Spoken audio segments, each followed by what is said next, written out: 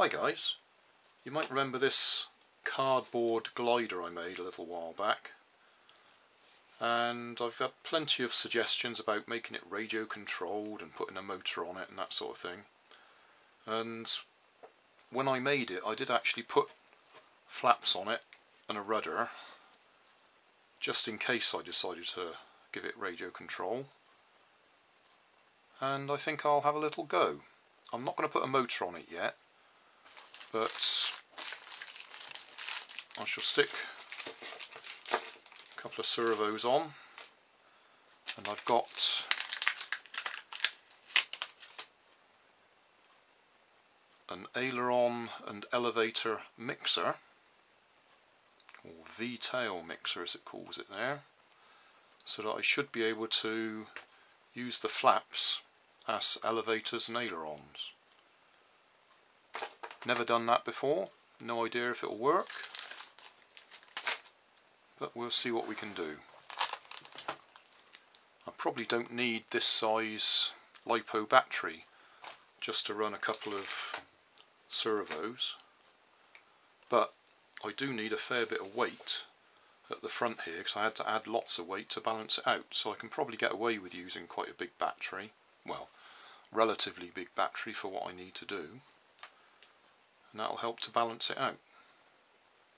I've temporarily connected things together, so I've got the servos in place, just blue tacked onto the cardboard, not actually connected to the flaps yet, or ailerons, whatever you want to call them. Then the servos are connected to the mixer, as it calls it there, V-tail mixer, which goes to the elevator and aileron sockets on the receiver, or channel 1 and channel 2 as it is here. And then in channel 3 I've got an ESC connected, which isn't connected to a motor. I'm just using it so that I can plug my LiPo directly into the receiver. So what we should get is these servos in synchronization now. I'm not quite sure how well you can see them. I've coloured them in with a bit of red felt tip pen to try and make them a little bit more visible. But if we go up, then they both move. If we go down, they both move. And if we go right, they both move that way. If we go left, they both move the other way. So that should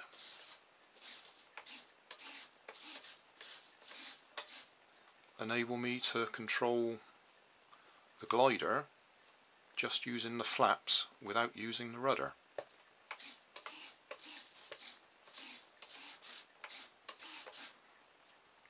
So now I've got to actually fit them in place permanently, put some horns on the elevators or flaps or what you want to call them, connect them up, and then go and find somewhere to try it out. Before I put it all on there, last time it flew, when it flew well, I made a note of where the centre of gravity was on the wings. Don't know if that's there, I've just got two red marks. So when I put all this lot on there, it needs to balance in the same place. At the moment it's nose heavy, but I've got all this stuff that I taped on the front to give us a bit of extra weight when I was getting it to fly as a hand-launched glider. So I should be able to take some of this off, reposition all this stuff, and we ought to have a radio-controlled glider. Okay, that's all the bits in place. Hot glue and Velcro. I'll probably put some rubber bands around the front here just to hold the battery in place so it doesn't actually fall off in flight, but the general idea is all the bits can fall off when it crashes. So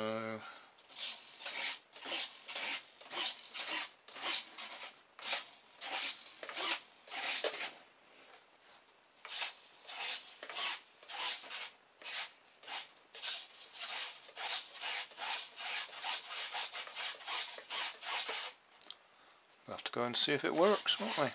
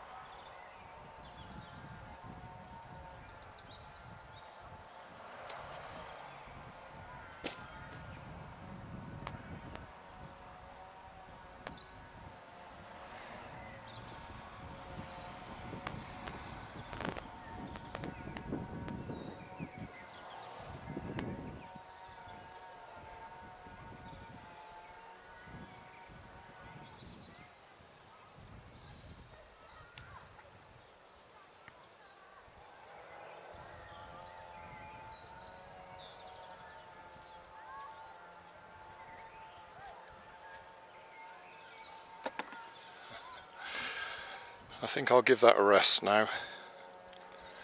I remember when I was flying this last year, it was a really good windy day, so the wind was getting underneath it and giving it a good bit of lift. There's just a gentle breeze today, so might have a try with a rubber band powered plane instead.